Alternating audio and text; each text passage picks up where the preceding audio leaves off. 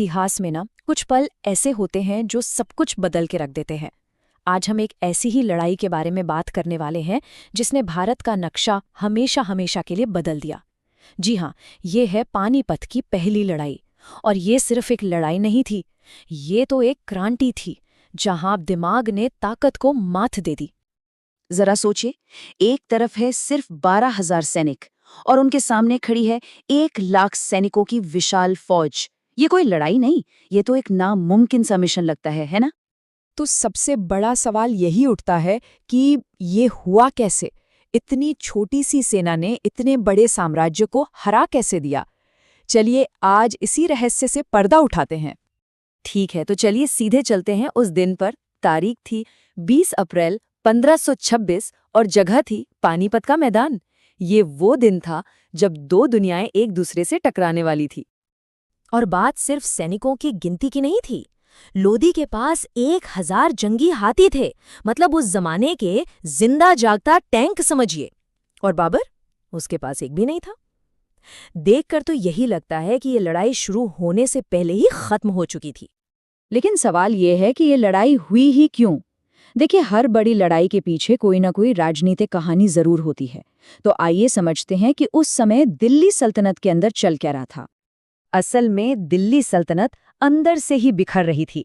सुल्तान इब्राहिम लोदी से कोई खुश नहीं था और उसके अपने ही सरदार और अमीर यानी उस समय के बड़े अधिकारी उसके खिलाफ साजिश कर रहे थे। कहते हैं ना, जब घर में ही दरारें हों तो बाहर वालों के लिए दरवाजा अपने आप खुल जाता है। बस उन्होंने ही बाबर को न्योता भेज दिया। और ये कहावत उस हालात पर बिल्कुल फिट बैठती है। एक साम्राज्य जो अंदर से टूट रहा हो, वो बाहरी व्यक्ति के लिए एक निमंत्रण होता है। बाबर ने बस इसी निमंत्रण को कबूल कर लिया। अब आते हैं कहानी के सबसे रोमांचक हिस्से पर। बाबर के वो कौन से गुप्त हथियार थे? उसने इस नामुमकिन को मुमकिन कर कैसे दिखाया? पहला गुप्त हथियार था एक खास रणनीति, तुलगमा। ये सिर्फ लड़ने की बात नहीं थी, ये दुश्मन को चारों खाने चित करने की बात थी। ये एक शतरंज का खेल था और बाबर इसका ग्रैंड मास्टर था। इसे ऐसे समझिए, बाबर की मुख्य सेना सामने से लोधी की फौज को उलझाए रखती थी और इसी बीच उसकी तेज तर्रार घुड़सवार टुकड़ियां वो तेजी से घूमकर दुश्मन के साइड से और फिर पीछे से हमला कर देती थीं। लोधी की सेना को जब तक समझ आता कि उन पर तो चारों तरफ से हमला हो रहा है, तब तक उनकी विशाल फौज में भगदड़ मच चुकी थी। लेकिन सिर्फ रणनीति ही काफी नहीं थी। बाबर के पास एक और तुरुप का इक्का था, एक ऐसी टेक्नोलॉजी जो भारत में पहले कभी नहीं देखी गई थी और जो सब कुछ बदलने वाली थी। तोपें। सोचकर देखिए कि किसी ने पहले कभी तोप की आवाज भी नहीं सुनी है और अचानक एक जोरदार धमाका होता है। हर तरफ धुआं और आग। इसने सिर्फ सैनिकों को ही नहीं डराया, इसने लोधी के हाथियों को पागल कर दिया।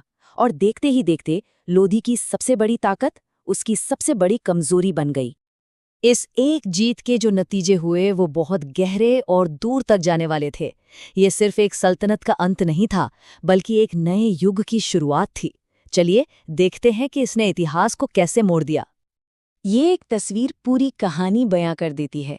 एक दिन पहले दिल्ली सल्तनत और अगले ही दिन मुगल साम्राज्य। इतना सरल और इतना गहरा बदलाव। लड़ाई के फौरन बाद जो हुआ वो बहुत डिसाइसिव था। इब्राहिम लोधी जंग में मारा गया। बाबर ने दिल्ली और आगरा पर कब्जा कर लिया। दिल्ली सल्तनत का हमेशा के लिए खात्मा हो गया और भारत में मुगल साम्राज्य की नींव रखी गई। 300 साल। जी हाँ, इस एक लड़ाई का असर इतना बड़ा था, इसने आने वाली कई सदियों के इतिहास को एक नया आकार दे दिया। इसीलिए पानीपत सिर्फ एक लड़ाई का मैदान नहीं है, ये इतिहास का वो मोड़ है, वो टर्निंग पॉइंट है जहां से भारत का भविष्य हमेशा के लिए बदल गया। और ये हमें एक बहुत ही दिलचस्प सवाल पर लाके छोड़ देता है ना? ये हैरान करने वाली बात कि कैसे एक नई टेक्नोलॉजी या एक नया आइडिया सिर्फ एक लड़ाई ही नहीं बल्कि पूरी दुनिया का इतिहास बदल सकता है। ये बात आज भी हमें क्या सिखाती है? अगर आपको मेरा चैनल पसंद हो तो कृपया लाइक करें, सब्सक्राइब करें।